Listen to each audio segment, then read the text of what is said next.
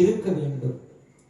தேவர்களும் நம்பிக்கையாக சொல்லுகின்றார்கள், ஏழை முகம் நீங்க மட்டும்தான் பார்ப்பீங்க, மனிதர்கள் பார்க்க மாட்டாங்க. ஏழை யாரும் எந்த நிலையில் இருந்தாலும் எல்லோருக்கும் ஒருபோல அருள் கொடுப்பது இறைவன். எனவே உங்களால் தான் இந்த கலியை அழிக்க முடியும் என்று நம்பிக்கை வைத்தார்கள். அதாவது கண்ணபிரான் ஆயர்பாடியில் திடீர்னு என்ன சொன்னாரு, இயற்கையை வழிபடுங்கள், இந்திரனுக்கு எதுக்கு நீங்க பூசை செய்ய வேண்டும், இயற்கை தானே உங்களுக்கு எல்லாம் தருகின்றது, இந்த மலையை நீங்கள் வணங்குங்கள் என்று கண்ணபிரான் சொன்னார். கண்ணபிரான் சொன்ன காரணத்தினால் கண்ணன் சொல்லிவிட்டானே என்று சொல்லி எல்லோரும் என்ன செஞ்சாங்க, மலையை வணங்கினார்கள். அதனால அதிகப்படியான கோபம் அடைந்த இந்திரன் நிறைய அதிகப்படியான புயல் காற்று மழையினால் ஆயர்பாடியையே அழித்து விட வேண்டும் என்று நினைத்தார். ஆனா கண்ணன் இருக்கின்றார், அவருக்கு அந்த எண்ணம் இல்லை. மழை அதிகப்படியாக பொழிகின்றது, புயல் காற்றுகள் வீசுகின்றது.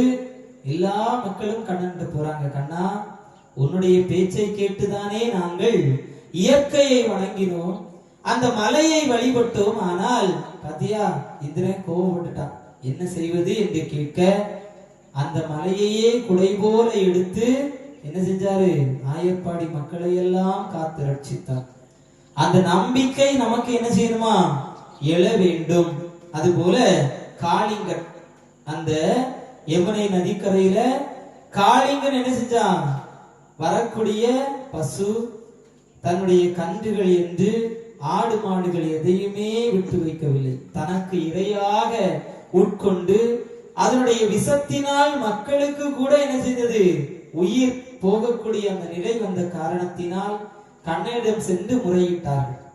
கண்ணபிரான் அந்த காளிங்கன் இடத்திலே போர் செய்து நர்த்தனம் புரிந்து காளிங்கனை வதைக்க நேருகின்ற பொழுது அந்த காளிங்கனுடைய மனைவிமார்கள் எல்லாரும் போய் கேட்கிறாங்க, என் கணவனை எப்படியாவது விட்டுவிடு கண்ணா, நாங்கள் வேறு எங்காவது சென்று வாழ்த்து கொள்ளுகின்றோம், இந்த நதிக்கரையில இனி நாங்கள் இந்த நதியில் இருக்க மாட்டோம் என்று சொல்லிவிட்டு அந்த காளிங்கன் சொல்லுகின்றது, நான் எதற்கு இந்த ஆழமான நதிக்கரைக்கு வந்தேன் என்றால் கருடனால எனக்கு ஆபத்து இருக்கின்றது, அதனாலதான் இந்த ஆழமான நதியில் நான் வாழ்ந்து வருகின்றேன், அதிலிருந்து மட்டும் எனக்கு விடுதலை கிடைத்தால் நான் என்ன செஞ்சிருவேன், இந்த நதியை விட்டே சென்று விடுகின்றேன் என்று சொல்ல கண்ணன் சொல்லுகின்றார், என்னுடைய பாதத்தை உன்னுடைய தலையில் நான் பதித்து வைத்திருக்கின்றேன், எனவே இனி இந்த கருடனால் உனக்கு ஆபத்து நேராது என்று சொல்லி வஞ்சக எண்ணம் மாறிவிட்டால்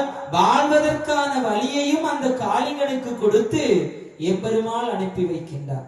எனவே உன்னால் தான் எங்களுக்கு நற்கதி கிடைக்கும் என்று முழுமையாக நம்பினார்கள்.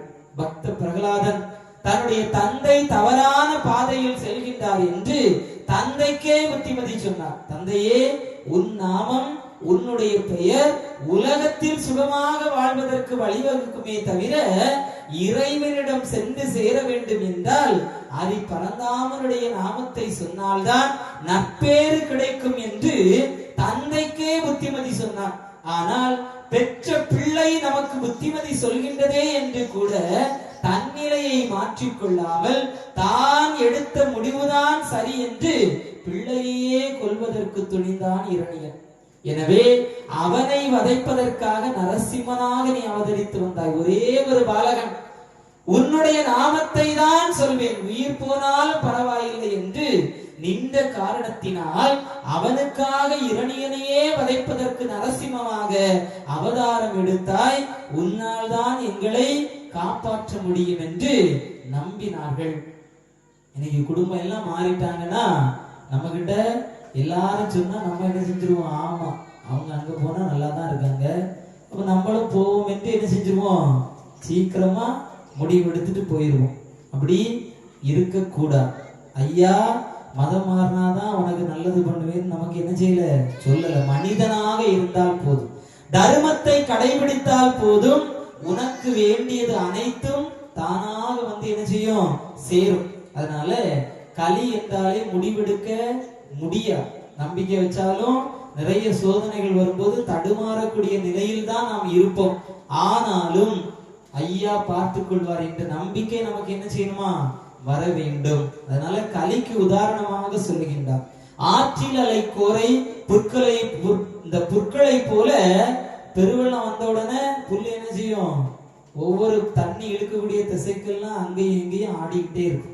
அதுபோல இந்த கலியுகத்தில் நாங்கள் என்ன செய்யறோம், பாடாகப்பட்டு கொண்டிருக்கின்றோம். எனவே அணைப்பார் உந்தன் துணையை அல்லால் எங்களுக்கு வேற எதுவுமே கிடையாது என்று இறைவனை முழு முதலாக நம்பி தேவர்கள் சரணாகதி அடைந்து இந்த கலியை அழிப்பதற்கு வழிபாருங்கள் என்று சொல்லி, ஐயா வைகுண்டா அலை கண்டாய் உமக்கு அபயம் தானுமால் அயனாய் பேரு தலைக்க சிவம் உரைக்க தானாய் ஒரு குடைக்குள் தருமம் தரணி ஆள வந்தவா என்று இறைவனை முழுமுதல் கடவுளாக கலியளிக்க வந்த கருபொருளாக ஐயா வைகுண்டரை போற்றி பாடி தன்னுடைய கவலையெல்லாம் என்ன செஞ்சாங்க, ஒப்படைத்தார்கள். அதனால நம்மளும் என்ன செய்யணும், வீட்டில இருந்து இதை மனமாற படிச்சா போதும், நம்ம கவலை என்ன செஞ்சிரும், நிச்சயமாக ஐயா மாற்றி தருவார். நீங்க வந்து அழுது கண்ணீர் சிந்தி ஒருவேளை நமக்கு ஒரு தீராத நோயா இருக்கும், ஐயா தீர்த்து வச்சிருவார். அந்த நிலைக்காக நம்ம என்ன செய்யலாம், ஆனந்த கண்ணீர் படலாம். ஐயா நினைச்சு பார்க்காத ஒரு நிலையை எனக்கு மாற்றி தந்து விட்டீர்கள் என்று ஆனந்த கண்ணீர் வரலாம். ஆனா நம்முடைய வாழ்க்கையை நினைச்சு நம்ம என்ன செய்யக்கூடாது, அழுது புலம்ப கூடாது. ஐயாவுடைய திருநடைக்கு வந்து அழக்கூடாது. நம்ம சந்தோஷமா வருவோம், ஐயா நமக்கு சந்தோஷத்தை தருவாங்க. இப்ப அழக்கூடிய நிலைமையை பார்த்துட்டு நம்ம இறக்கப்பட்டு ஒரு 10 நாள் கழிச்சு அவங்க வீட்டுக்கு போனா அழுதுட்டே இருப்பாங்களா, அழுதுட்டே இருப்பாங்களா? இப்ப இறந்தவர்களை வச்சு நம்ம கேட்கிறோம், கேட்ட உடனே அழுக வந்துடும், அப்படிதானே? அது முடிஞ்சதுக்கு அப்புறம் நினைச்சிட்டு இருக்கிறோமா, நம்ம வேலைய பார்க்க ஆரம்பிச்சு அப்புறம் யாராவது ஞாபகப்படுத்தினாதான் அந்த அழுக நமக்கு வரும். இல்லைன்னா சிரிக்கக்கூடிய நேரம் நம்ம சிரிக்கின்றோம். அதனால இறைவன்கிட்ட வந்து நம்ம அழுதுதான் சொல்லணுங்கிறது கிடையாது. ஐயா எப்பொழுதும் இரவு பகலாக கண் விழித்து என்ன செஞ்சிருக்கிறாரு, பார்த்து கொண்டே இருக்கின்றார். இறைவன் உறங்கினா எல்லாம் போச்சு. பொற்றிய கையதனை சற்றே திறந்து விட்டால் உலகம் அழிந்திடுமே சிவனே ஐயா. அதனால நம்மளை கைக்குள்ள வச்சு என்ன செய்யறாங்க, பாதுகாத்து கொண்டு இருக்கின்றார். அதனால கவலை என்றால் ஐயா கிட்ட நம்ம என்ன செய்யலாம், அபயம் முறையம் விடலாம். அதுதான் ஐயா நமக்கு இன்றைக்கு அற்புதமாக தந்திருக்கின்றார். எனவே தெச்சனம் மீதை வந்து தெய்வமாய் இருந்து கொண்டு மிச்சமாய் புதுமை காட்டி மேதினியில் எவரும் காண உச்சமே சான்றோர்க்கு இன்று உதவியும் செய்வாய் என்று பச்சமாய் தேவரெல்லாம் வைகுண்டரின் பதத்தில் வீழ்ந்தார் என்ற வாசகத்தோடு இன்றைய நாள் இந்த திரையிடு வாசிப்பானது அடுத்தது உகப்படிப்பு அன்னதர்மத்தோடு நிறைவு பெற இருக்கின்றது. எனவே ஐயா இன்றைய தினம் நமக்கு காணிக்கை கைகூலி காவடி எதுவுமே வேண்டாம் அப்படின்னு ஐயா நமக்கு சொல்லி இருக்கின்றார். மதத்தை முன்னிறுத்துவதற்கு பதிலாக மனிதநேயத்தை முன்னிறுத்த வேண்டும். சாதியை முன்னிறுத்துவதற்கு பதிலாக எல்லோரும் ஒரே சாதிதான், ஐயாவுடைய பிள்ளைகள் அப்படி நம்ம என்ன செய்யணுமா, தருமைகத்திற்காக ஐயாவிடத்தில் வேண்ட வேண்டும் என்று ஐயா அத்தனை நிலைகளையும் நமக்கு சொல்லி இன்றைக்கு எம்பெருமானுடைய அருளினால் ஐயாவுடைய திருநடையில் தான தர்மம் செய்த அன்பு குடும்பங்கள் அனைவருக்கும் எம்பெருமான் வருட வருடந்தோறும் இந்த தான தர்மங்களை செய்வதற்கான எல்லா செல்வங்களையும் அருள வேண்டும், அந்த எண்ணங்களையும் அருள வேண்டும் என்று ஐயாவுடைய திருப்பாதத்தில் நாம் எல்லோரும் வேண்டுதல் வைத்து இன்றைக்கு இந்த திரையடு வாசிப்பு திருவிழாவில் ஐயாவுடைய திருநடைக்கு வந்திருந்து கேட்ட மக்கள், வீடுகளில் இருந்து கேட்ட மக்கள், அதுபோல தான தர்மம் செய்த அன்பு மக்கள் எல்லோருக்கும் எம்பெருமாள் தருமிக வாழ்க்கையை நிச்சயமாக தருவார் என்ற நம்பிக்கையோடு அனைவருக்கும் எம்பெருமானுடைய அருளோடு மனமாற நன்றி சொல்லி வாசகம் படித்து நிறைவு செய்வோம். தெச்சனம் மீதே வந்து தெய்வமாயிருந்து கொண்டு மிச்சமாய் புதுமை காட்டி மேதினியோரும் காண உச்சமே சான்றோர் கீந்து உதவியோ செய்வாயன்று பச்சமாய் தேவரெல்லாம் வைகுந்தரில் பதத்தில்